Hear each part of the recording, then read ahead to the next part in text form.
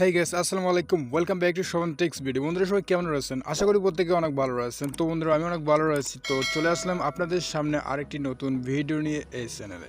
তো বন্ধুরা imo ID band. So একটি ইমো আইডি কিভাবে ব্যান্ড হয় আর এই ব্যান্ড আইডিটা আপনারা কিভাবে ফিরিয়ে আনবেন। সো একটি ইমো আইডি খুব সহজে ব্যান্ড হয় না। ব্যান্ড হওয়ার পিছনে কিছু কারণ রয়েছে। আসলে সেই কারণগুলো কি? তো বন্ধুরা আইডি ব্যান হওয়ার কারণ হচ্ছে যে আপনার প্রোফাইলে ইলিগাল কোনো ফটো সেট করা, ইলিগাল কিছু নিকনাম ব্যবহার কারণে, বা এখানে দেখতে পাচ্ছেন যে ব্যাকগ্রাউন্ড ফটোটা, এইসব ফটো বা নাম যদি আপনি ইলিগাল ইউজ করেন তাহলে কিন্তু এই আইডিটা ব্যান হওয়ার সম্ভাবনা অনেক বেশি থাকে।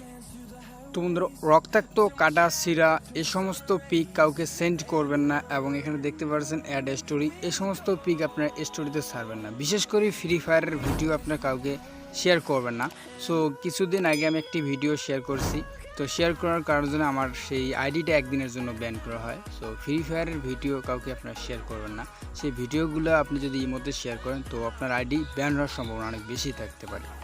তো বন্ধুরা কোনো গ্রুপে যদি অতিরিক্ত আপনি সেখানে লিঙ্ক ছাড়েন, যে কোনো লিঙ্ক হোক না কেন, সো যদি অতিরিক্ত সেখানে লিঙ্ক ছাড়েন, এই ক্ষেত্রে আপনার আইডিটা ব্যান হওয়ার সম্ভাবনা অনেক বেশি থাকে। এবং গ্রুপে যদি আপনি খারাপ পিক ব্যবহার করেন বা কোনো খারাপ লিঙ্ক ব্যবহার করেন, সেক্ষেত্রে আপনার আইডিটা ব্যান করা হবে।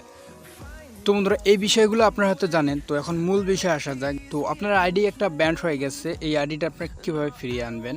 বন্ধুরা ব্যান্ড হওয়া আইডি ফিরিয়ে আনার জন্য আপনাদের যে কাজটা করতে হবে সেটা হচ্ছে যে সেটিংসে আসতে হবে আপনাদেরকে। সো সেটিংসে আসার পরে এখানে আপনারা দেখতে পাচ্ছেন help and feedback. So help and ফিডব্যাকে ক্লিক করার পরে এখানে অনেক কয়টা অপশন শো করবে। নিচের দিকে আসলে আপনারা এখানে দেখতে পারবেন ফিডব্যাক কেন্দ্র নামে একটি অপশন। তো ফিডব্যাক কেন্দ্রতে ক্লিক করার পর এখানে দেখতে পাচ্ছেন প্রতিক্রিয়া। সো প্রতিক্রিয়াতে ক্লিক করার পর নিচের দিকে আসলে আপনি দেখতে পারবেন অর্ণনা। ঠিক আছে, অর্ণনাতে ক্লিক করার পর এখানে আপনার সেম ইন্টারফেসটা চলে আসবে। আপনারা দেখতে পাচ্ছেন ইস্যুর ব্যাখ্যা, অনুগ্রহপূর্বক আপনার সমস্যাটি বর্ণনা করুন। সো এখানে আপনার যে সমস্যাটা হয়েছে সেই সমস্যাটা এখানে লিখতে হবে। সো আপনারা তো জানেন যে আপনার আইডিটা কী জন্য ব্যান্ড হয়ে গেছে। তো এখানে আপনি লিখবেন যে ডিয়ার স্যার, প্লিজ আমার এটা ভুল হয়ে গেছে, নেক্সট এরকম ভুল আর কখনোই করবো না, প্লিজ আমার আইডিটা মোস্ট ইম্পর্টেন্ট ফিরিয়ে দেন।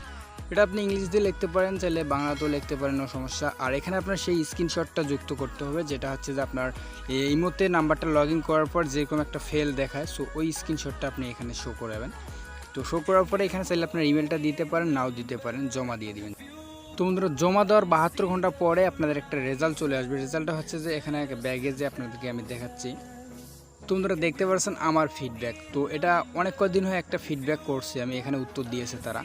সো এখানে আপনারা দেখতে পারবেন যে ফিডব্যাকটা আমি যেভাবে করছি সেমভাবে আপনারা করতে পারেন। তোমাদের এখানে কিছু লেখছে, লেখার পরে এখানে স্ক্রিনশটটা আমি যুক্ত করছি, করার পরে এখানে তারা উত্তর দিয়েছে, বর্তমান অবস্থা উত্তর দিয়েছে, ইমো টিম হতে উত্তর এসেছে।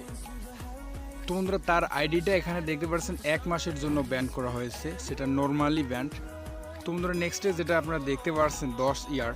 সো যদি আপনাদের কোনো একটা আইডি ডাবল ব্যান করা হয় সেটা কিন্তু 10 বছর পর ফিরিয়ে দিবে। যদি আপনি ফিডব্যাক করেন তাও দিবে না, 10 বছর পর ছাড়া আপনার হবে না। যদি আপনি কোনো ইলিগাল কাজ করে থাকেন খুব বেশি, তাহলে আপনার আইডিটা ব্যান হবে এবং 10 বছরের আগে আপনাকে সেই আইডিটা ফিরিয়ে দিবে না।